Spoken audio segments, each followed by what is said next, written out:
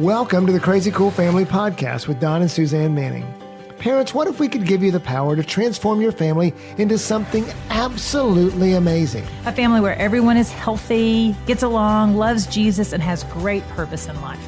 Hey, let us flip your thinking to unlock the power God has given you to create your own Crazy Cool family. Hello, welcome to our Family Culture Made Simple series at Crazy Cool Family Podcast. Hi, Suzanne. Hey. How's it going? Lovely. How's your culture? How's your personal culture? So often we've been talking about culture for a long time this year, and a lot of times people don't understand culture.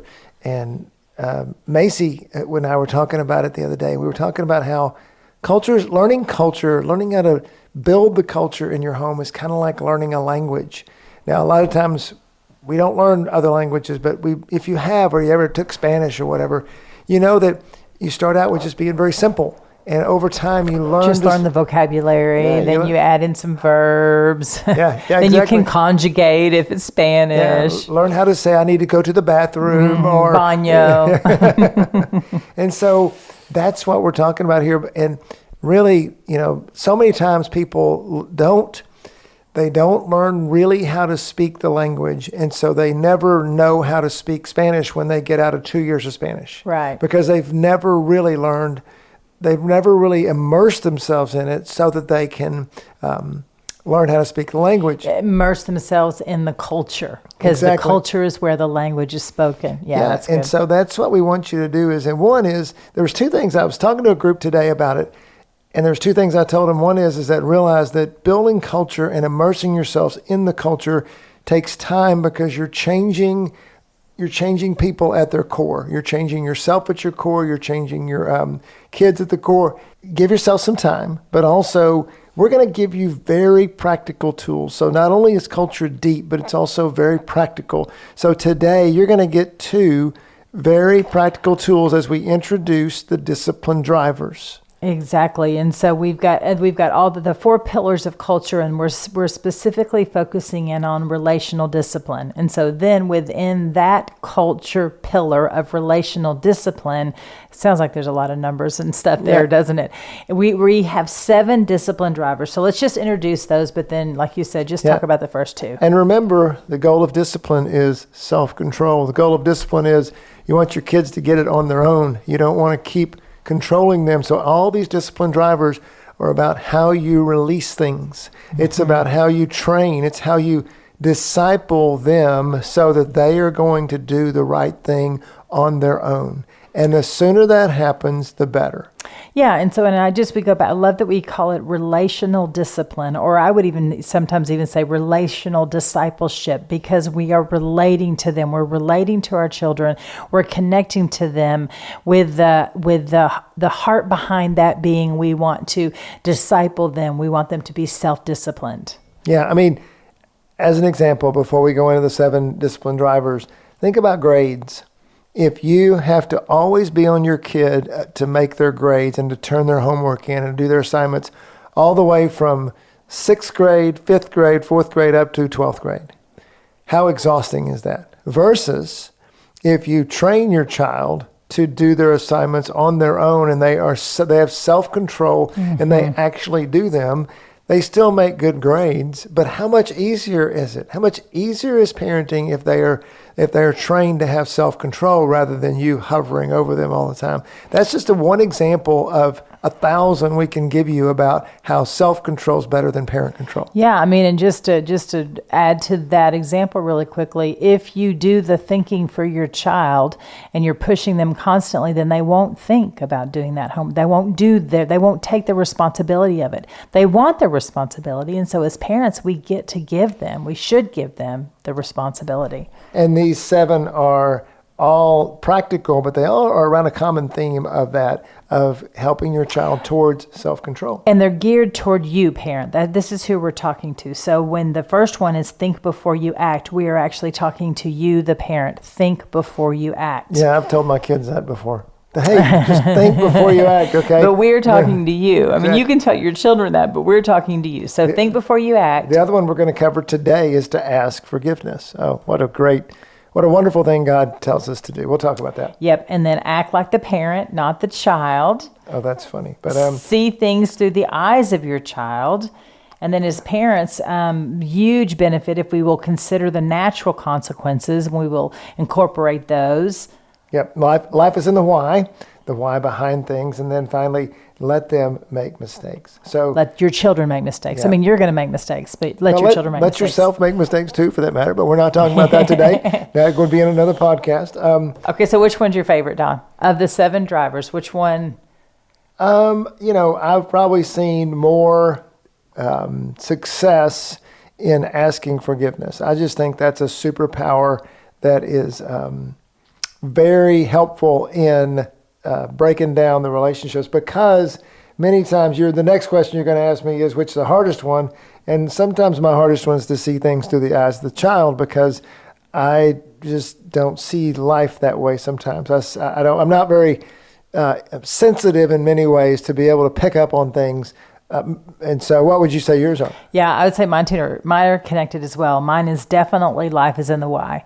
I mean, I constantly I'm a teacher at heart, and so I want to teach the children what's going on behind it. When the 1-year-old is opening up all the cabinets, I want to open up all the cabinets and show them, this is where the dishwasher soap is, this is where this is, and so the why behind it.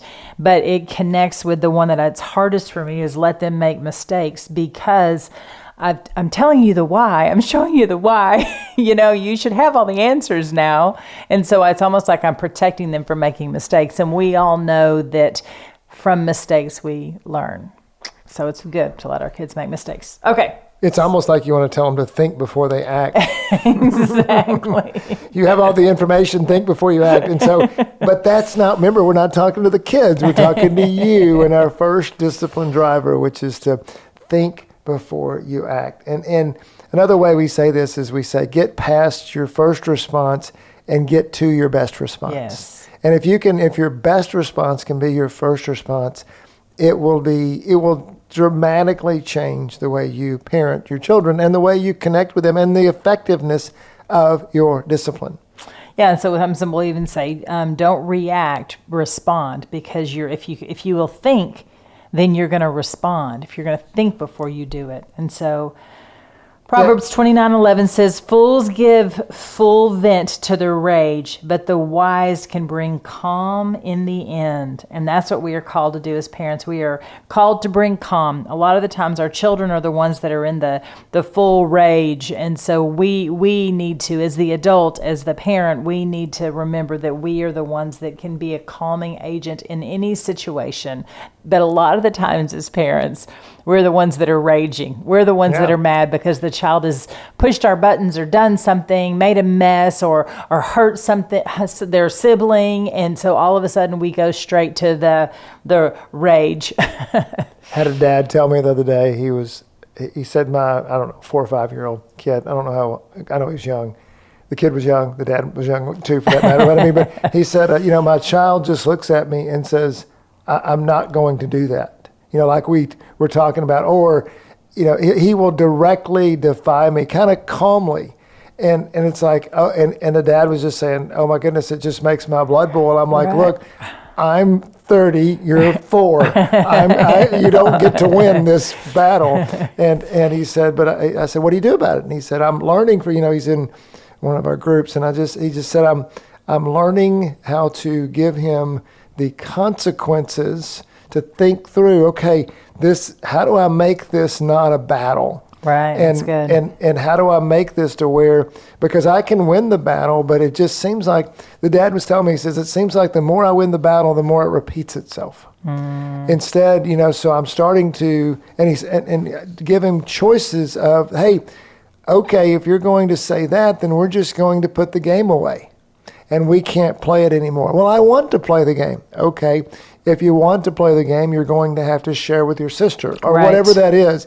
Well, I don't want to share with my sister. That's kind of the talk that's going on. I don't want to share with my sister. I want to play the game without sharing with my sister. Okay, that's not a that's not an option here, because we love our sister and we're going to, things like that. But yet what the dad wants to do, what the dad does a lot is he just goes off and says, what's the matter with you? Right. Like, what Stop are you it. doing? Stop doing that. And don't act that way. Yes. Or, if you won't play the game, I will discipline you and we will get, and so those are some of the things we think about when we talk about thinking before you act. What do you want the outcome of the situation to be, short-term and long-term, right? Mm-hmm. Yeah, that's good. I love that. Just to think about that. I know that moms, especially us moms that are home all day with our kids, or even if we've worked all day and we come home and we're exhausted and our kids are being their, selfish, sinful, fleshy selves, if you will, it's so hard not to match that with our own flesh. And it's so hard not to come in and just want to just take over the situation. The thing that I think about if I go back and think about when I was a young mom with small kids, the thing that drove me crazy is when they would make a mess. And because it's like I was tired and I didn't have the energy and I didn't want to clean up that mess. And so I would go off on them. And they weren't going to help very much. And they're not very helpful. Reality is they spill whatever all over the floor and they're not going to clean it up very good. You can empower and equip them. You can give them the squirt stuff and the paper towel, but reality is I'm going to have to step in and clean the mess up. And I just remember constantly going through and reacting instead of responding and not thinking at all. And I remember getting great winning the situation when I would think before, okay, they're small children, they make messes are okay. And then even pre-planning it, okay, tonight we're going to eat spaghetti on the back porch because spaghetti's a nightmare.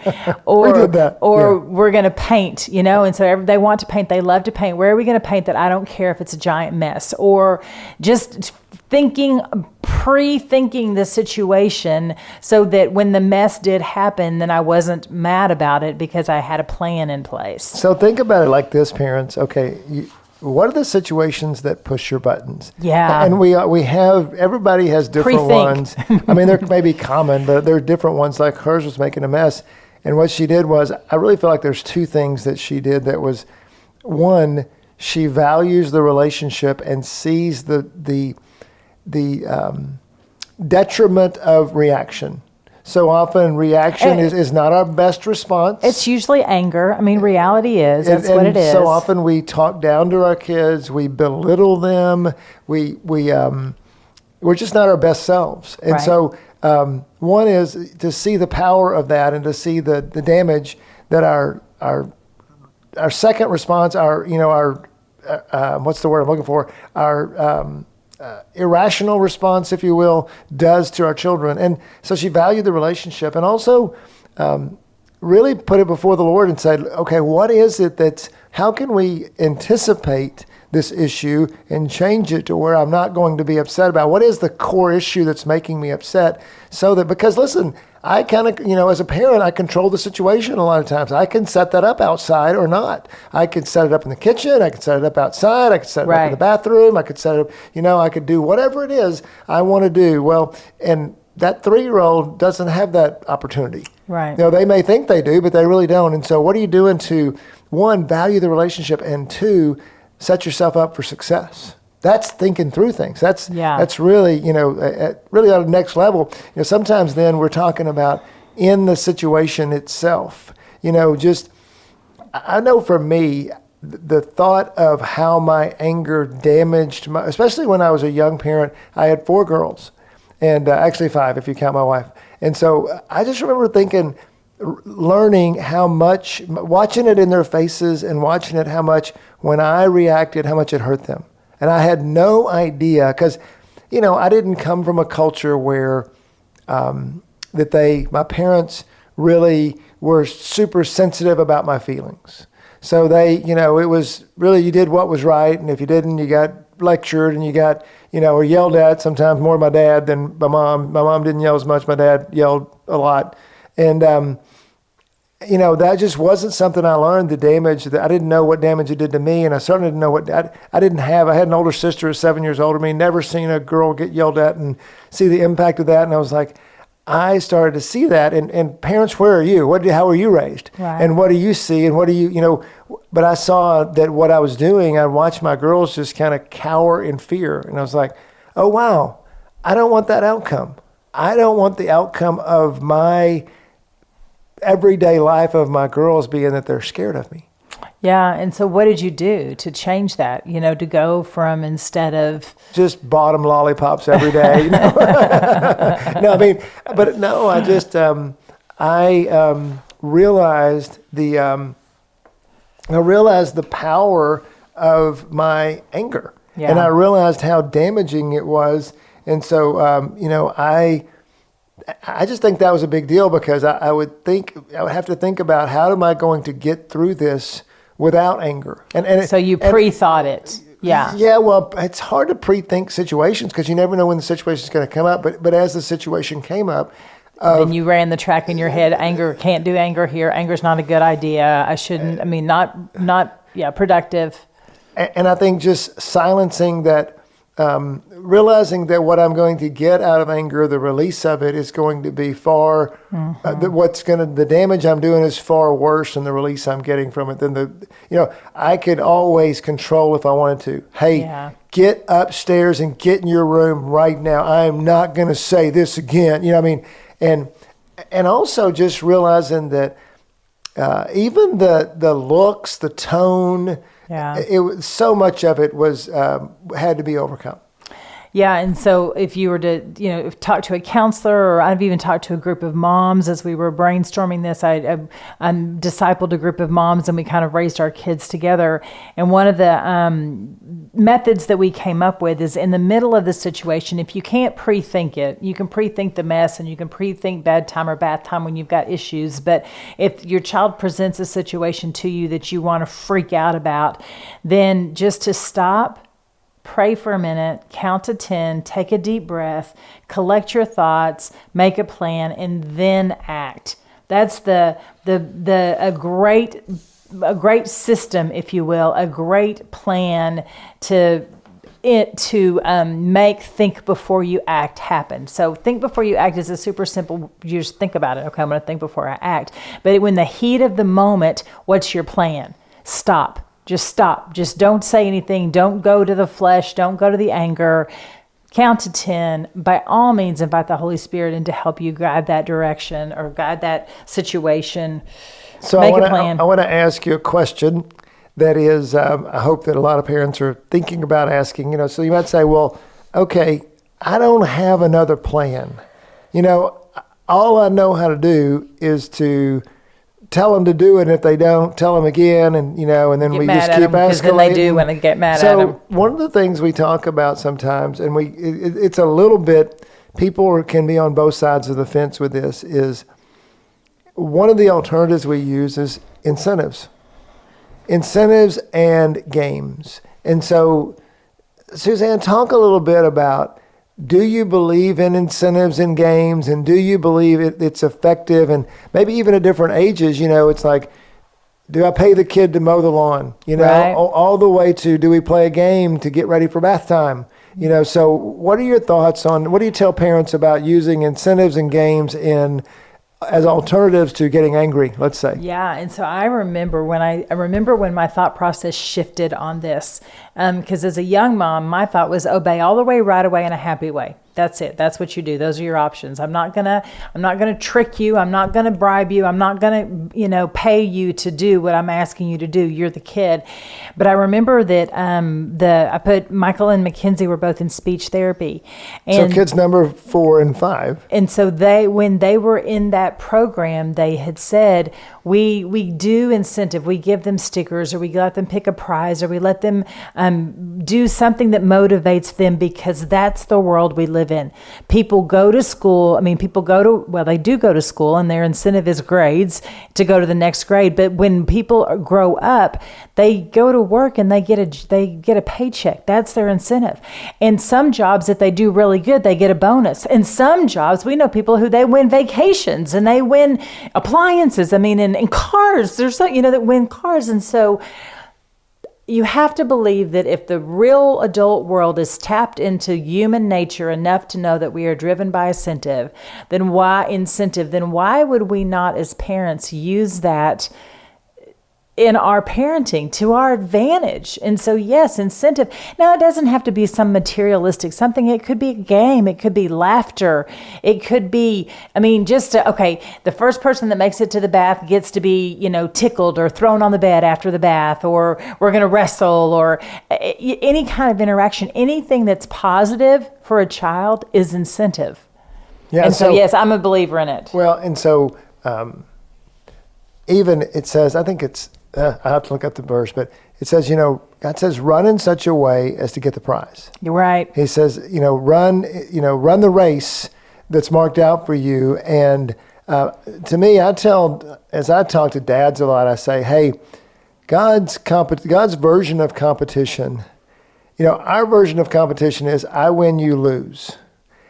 I win, other people around me lose. God's version of competition is let's go fight the enemy. Yeah. And let's go win against the enemy. We can all win, and let's create situations where winning is done. And I think, creating incentives, creating games, that, even God, he says that, hey, in heaven, you're going to have, your works are going to be crowns of righteousness, or they're going to burn up. Right. I mean, the whole backdrop of the Old Testament's war. And so, and where people get killed, and it's like, there is a battle going on. And so to the extent we can help our kids be incentivized for the battle ahead, because wouldn't you also agree, parents, think about it this way, obedience is hard. Mm-hmm. Okay.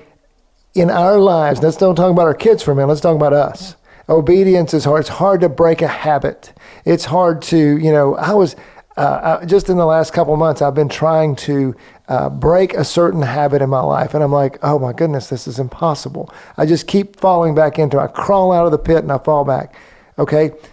Then if I have incentive, I have much more of a likelihood to go figure that out and to do things. So why won't we apply that to kids? And not everything has to be an incentive, but using incentives as alternatives is a great way to come up with alternatives to parenting. Yes, I love that. Okay, so let's sum up this one. How do you think about that? Sure. So think before you act. You must get past your first response to get to your best response. And your kids will see the difference when you're doing that. They'll see you not reacting. They'll see you responding. They'll see you stopping and taking a break and not coming at them in all of your flesh and all of your emotion, but you being in control. And then be grateful that your kids are going to be grateful. You'll be grateful too, just with the peace that's going to create in your home. But your kids are going to be grateful because you're giving them their best response. And I can't help but think that becomes a mirror image. When you're giving your best response, they're going to start giving their best response. And the whole culture changes. That's why it's one of the discipline drivers. Well, I actually believe that as we do that over time, when we have our best response, we actually gain more control over the situations. Mm-hmm. Whoever is because they trust. Well, and whoever is bringing peace and joy and hope into a room is the person who's going to have the most influence. Mm-hmm. When you are bringing that and not being the heavy-handed person, when you're the heavy-handed person and you're not thinking before you're acting, your kids will want to avoid you. Right. When you are that presence of you're giving your best response, you're going to be more in charge of situations than ever before over time. So that's it for that one. Let's go to now. So okay, so I was about to say, so when you don't think before you act, when you mess up, because parents, we will mess up, then the next discipline driver will be for you. Yeah, and asking forgiveness, it really is a relational superpower. It gives you this, it's not a get out of jail free card, in that you can't just, I screwed up and so I'm going to go ask forgiveness every time and everything's restored. Because it does, our actions do have consequences. However, it is a way to, the Bible talks a lot about humility, that Jesus humbled himself. Philippians 2 says, and became obedient to the point of death, even death on a cross. God tells us to forgive as he forgives us. Proverbs 28:13 says, whoever conceals their sin does not prosper, but the one who confesses and renounces them finds mercy. Ezekiel talks about a new heart and a new spirit in you. I will remove from your heart of stone and give you a heart of flesh. And so that's what we're talking about. Forgiveness, it tends to do that in relationships. It really just unlocks the power of connection when you can ask forgiveness when you've done something that's not your best. Yeah, and you can see when Don was talking about the anger that he had, and you could, see in the girls when they were smaller and that his anger would flare, their little hearts would become hardened. They wouldn't want to hang out with Dad. They wouldn't want to have fun with him. They wouldn't. And so that's what we're talking about, of going after their heart. And so if you have been harsh or angry with them, then one of the best ways to soften their little heart and get back into their connection with them through relationship is asking forgiveness. I'm so sorry I was mad. I'm so sorry I was angry at you. There's so many times that I've had to say, I feel like it was daily there for a decade or so. I'm so sorry I was so frustrated with you guys. I was just wanted to go to bed, and I'm sorry it was wrong. I should not have been angry with you because you're just a little girl and you just wanted to play. So many times. Yeah, I remember one time when Maddox, who's now 19, was probably 13. And I really, Maddox is our sixth kid. So I think God had to give me 7 to figure life out in so many ways. The poor girls at the first, they survived somehow. But I didn't have a tendency at this stage of my parenting where I was an angry person. I'd seen the light in that over decades, a couple of decades. And so, but one time I just really lost it on Maddox, and he's a pretty sensitive kid. And so I was so frustrated at him, and I just said, look, I'm tired of talking about this. I don't even remember what the issue was now. And isn't that interesting how, we get so angry about things, we can't even remember what the issue was. But I remember, and he left, and we didn't have it reconciled at all. And I just, it was probably 30, 45 minutes later, I walked up into the room and kind of just had my hat in my hand. And I said, look, I don't get to talk to you that way ever. And that's something I've told my kids a lot. And a lot of times in forgiveness, you can go back and, hey, because I tell my kids, you don't get to talk to me like that, and I don't get to talk to you like that. And so that was a standard that I had in my life with respect to anger, but I had violated that standard. And so now it's time to ask forgiveness. And it wasn't about, so often, can I give you just a little advice for this, is to don't go in there and go, now, it was because you did this. Justify just go in and say, man, I'm sorry. Even if you were 10, 20% wrong, and they were 80 or 90% wrong, you go in and you just say, hey, man, I don't have the right to do this. I shouldn't have done this. And it's amazing how it breaks things down. Yeah, and so just a picture anger, overreacting, freaking out basically slams the door to their heart. But when you go in and ask forgiveness, you're opening the door back up again. It's asking forgiveness is a gateway into their heart. And so know that. When we say it is a superpower, it really is, because in our own flesh, it's hard to ask forgiveness. But God tells us to that. You think about Jesus, forgive them, they know not what they do. Father, forgive them. I think about that all the time. And so I think, forgive me, I know not what I do. Forgive me. I'm so, caught up in my own ideas of how I want this to be that I'm way overreacted. Forgive me, I know not what I do. And how often do we do it? As many times as we mess up, it becomes a way of life. Peter asked Jesus, how many times, do we forgive someone? Do we do it 7 times? And Jesus said, no, basically, 70 times 7.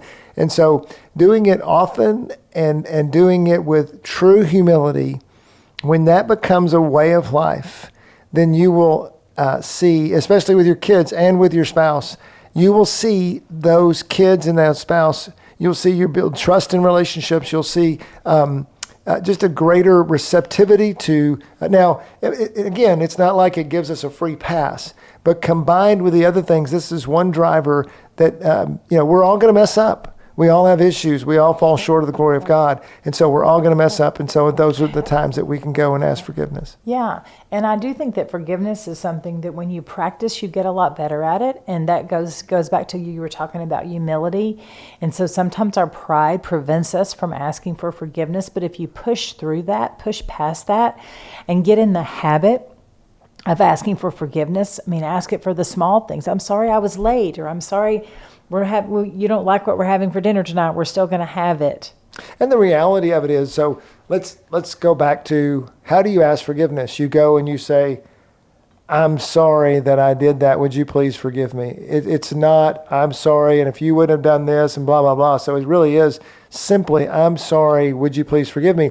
However, what happens then, because you are breaking down walls, many times, and it doesn't always happen, sometimes the person said, yeah, you're right, you messed up, and you're like, I didn't want that. I didn't want to hear that. I really wanted to hear you were sorry too. You wanted to, but you don't go into it with those expectations. But many times, as you become a person who seeks forgiveness, then it does open up the hearts of the people to be able to, oh, well, yeah, I'm sorry too. I shouldn't have done that. I kind of provoked that in you because I did this, and I was just mad because I made a B on a test at school and I wanted to make an A, right. and then all of a sudden, so often it gets into, you start hearing their hearts because you've created a safe place through forgiveness for them to talk. You're like, wow, I didn't realize you were so upset about that B. Mm-hmm. Yeah, I knew I just aced that test, and teacher right. put a couple of questions on there. Oh gosh, man, can I help you study for? It just becomes right. this connection point.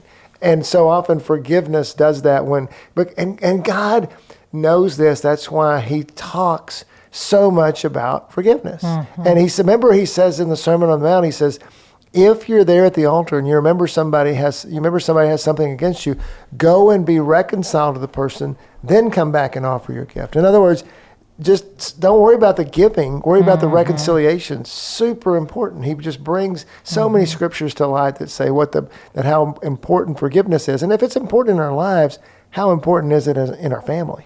And I just think that goes even back to, we get to be the example in this for our kids. We get to teach this to our children. And so if you were raised in a family that maybe your parents never said, will you forgive me? Maybe they thought that was wimpy, or they were, you as a child, you didn't deserve to be, and you can reconcile that. You can redeem that, knowing that it is a gateway to their heart. It is a connection. You will have a better relationship with your children than you had with your parents, because you're willing to humbly ask for forgiveness. So be that example and show them how to do that, so that when they go into their marriages and they go into their work scenes and they raise their own children, then they've got that tool in their tool belt of forgiveness when they mess up, because we're going to mess up. Well, and what do you say to the parent who thinks that even with their kids, it makes the kids aren't going to respect them because they are asking forgiveness? They're not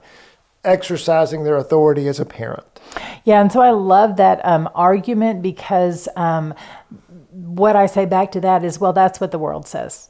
That's not what the kingdom says. And kingdom is upside down thinking. And so God's ways are different than our ways. And so for us to think that is the best way is really just agreeing with what the world says. And so then I say, and if you don't believe us or agree with us, then go ask for forgiveness and see. Right. See the kingdom change. See the heart change in your child. See them look at you like they've never looked at you before, because in their mind they had built this prideful, arrogant, unapproachable parent that they cannot connect to. And you go in and you apologize and you ask for forgiveness for something, anything, you will see a shift in their countenance towards you, and it is miraculous. Yeah, and our pastor calls that opposite theology, that so often the ways of the kingdom are different than the ways of the world. And so all we do is we just think, okay, this is how I want to react. This is how my flesh says how I should react.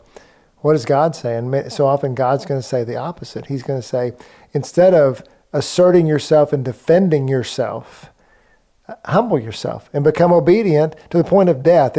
And what's wild about that in Philippians 2, I just love that passage of Scripture, because but in Philippians 2, he says that in all your relationships, and again, which are the most important? It's going to be the family. He says, in all your relationships, I was almost there. Just a second. I don't have it memorized, but I was almost there. I've almost got it memorized. He says, in your relationships with one another, have the same mindset as Christ Jesus, who, being in very nature God. So just like Jesus is God, you're the head of the family. So you have a position. And yet he wants to bring that to light. He says, especially if you have a position, did not consider equality with God something to be used to his own advantage. In other words, now you have a position as the head of your house. Don't use that to your own advantage. Rather, he made himself nothing by taking the very nature of a servant, being made in human likeness, and being found in appearance as a man. You might equate that to, and being found in appearance as a child, he humbled himself and became obedient to the point of death, even death on a cross. Mm-hmm. What are you willing to do if Jesus can do that, and he can come down from God and become a man? What about your leap from being a parent to being a person of the kingdom that asks forgiveness? Wouldn't that be, that's where God wants you to do. And the only reason we tell you this is because it is super powerful. And like Suzanne says, it will absolutely change your relationships. And so what's really cool is now that you've listened to this podcast and you've been given this information, I'm pretty sure God will probably give you an opportunity to ask your children for forgiveness. Yeah. And so there will be a time. And so we just have a couple questions we want to ask you so that you can think about that. So is for asking forgiveness a practice that often happens in your family? Pay attention to that. And how many times a day could you ask your child for their forgiveness? Because remember, I bet you can think back to, I could ask forgiveness for this, this, and this, but believe me, God's going to give you an opportunity. Oh, and I think the opportunity is to think through and say, what is one thing I need to go ask forgiveness for with some member of my family? Yes.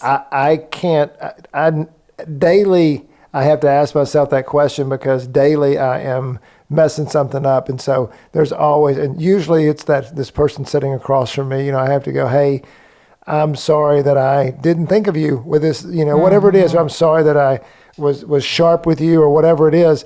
And so what is the way you could practice it right now? You may be like just swallowing a lump in your throat thinking, oh my goodness, there's no way I can go ask my 4-year-old to forgive me or my husband. You may say, I can't ask my husband because then he's going to just yell at me and give me a lecture. That's where your identity with Jesus comes in. Right. Who's your real daddy? Who's your real daddy, and who do you really trust with your love?